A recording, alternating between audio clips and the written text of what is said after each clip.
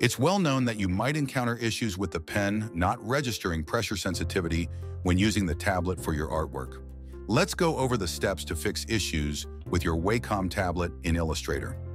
Step 1. Open Adobe Illustrator and then navigate to Preferences, select Devices, and ensure the Enable Wacom option is checked. Once that's done, restart Illustrator.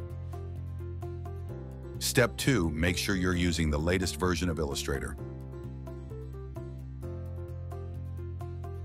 To update, open the Creative Cloud desktop app.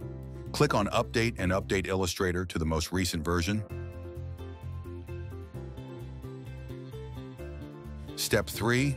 Update your Wacom drivers by visiting the official Wacom support page at Wacom. Look for drivers under Product Support. Download and install the latest version. Final step: if the issue still persists, try uninstalling and reinstalling the Wacom drivers. To do this, go to the Control panel. Select Programs and Features, find Wacom Tablet and uninstall.